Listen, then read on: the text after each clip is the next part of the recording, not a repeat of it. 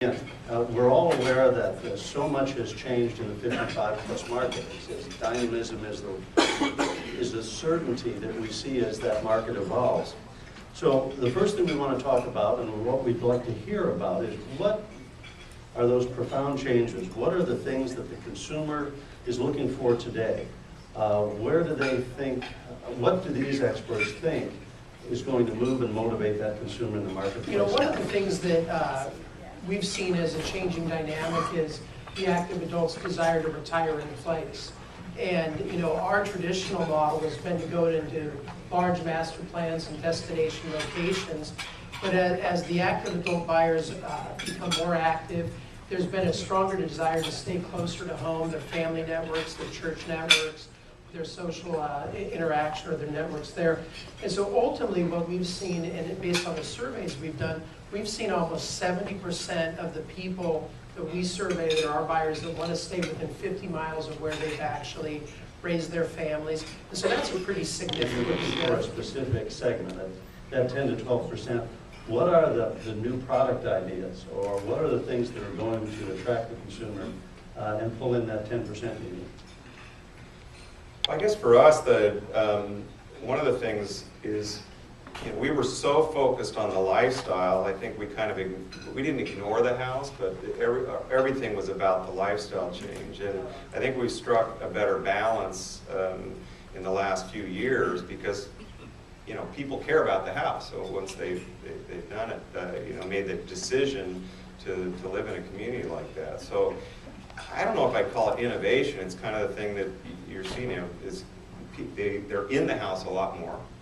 They're not, you know, leaving as much. So it's really entertainment. It's big spaces, indoor, outdoor. It's, you know, kind of what's hitting the market generally. With Standard Pacific, and it's one thing I think it's important, and what Mollie was alluding to, the buyers want to live within, you know, 50 miles of where they've lived. Our approach has been and will be that, and it's not to slight, you know, in any way the Delaware or the Trilogy model of a large master plan.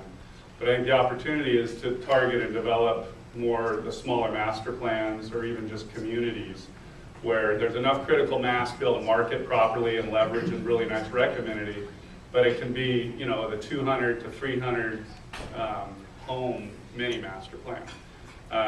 We've worked with Chevron and La Floresta and working on their age qualified little master plan within a master plan. We did Talega, and then we're also working on one down actually in kind of the Rancho Santa Fe area in San Diego. It's in that 200 unit. And to build on that, you know, we use the term active adult also, but candidly, we don't use that in our marketing, right? It's all about delivering on the lifestyle. And so if you look at our ads or any of our pictures, it's imagery of activity and getting out there and social interaction and hanging out with friends. And that's the way we target it, is it's really through not just talking about lifestyle, but delivering on it and showing them how they can live. It's almost like their new life, right? It's the second half. And just to confirm what you said, doing a lot of focus groups, they all say, I don't know how I got this body, but I think I'm 20 years younger. And so when I look at pictures of these, you know, grayer, like that's not me, even though this is me. So just for marketing purposes, they all think they're 10, 20 years younger. So So do we. yeah. No, I do too. You need a record. For a few minutes about sort of specific design changes that we're seeing, things that are going to be different in products. All of you have had a great deal of experience, and now it's a transition to a new product type. You mentioned that paying more attention to the home and not just going strictly on a lifestyle basis. What are some of those things that we're seeing in the home? You mentioned indoor, outdoor living. What are some of the others? I guess part of that was really from a marketing standpoint of just marketing to the home. But in terms of, you know, what, I don't think we're doing anything terribly innovative, but it's kind of like what we do in the family markets. It's, you know, kitchen, great room, master bedroom, and those are even more important because, you know, the others, there aren't the kids' rooms. You don't need that. So, you know, and for the most part, people are downsizing. So I guess our mindset is, you know, they may be giving up a bigger kitchen, a better kitchen. We need to have some goodies in there and have some, you know, functionality that they can't get. I would echo that. I think some of that depends on your climate too. So when we talk about Orange County, it's much easier to have indoor-outdoor, right? So you can have the doors that open up to the outside. When you're in the desert climate, you need that great entertaining space, but often it needs to be confined and air-conditioned, because there is a, half of the year that it's uncomfortable. But I would echo that, the entertaining space.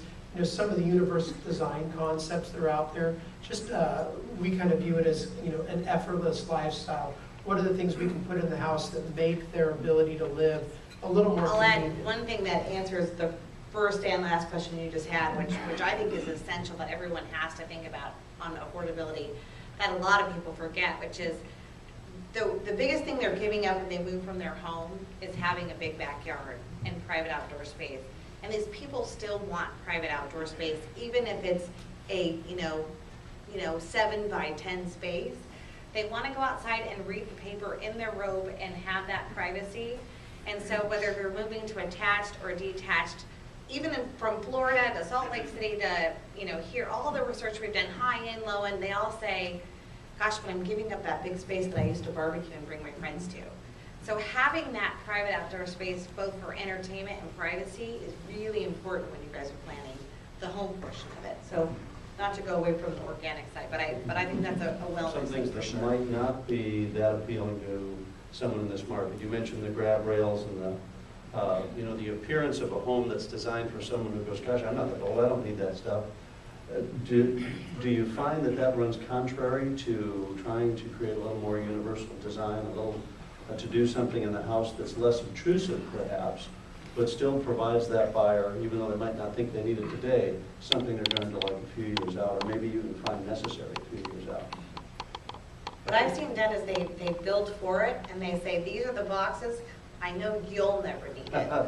But if you just throw these in the attic, just know the reinforcements are there and so you don't have to rip down your entire shower, but it's there. And so you can put these away for whenever, but you surely probably won't need it.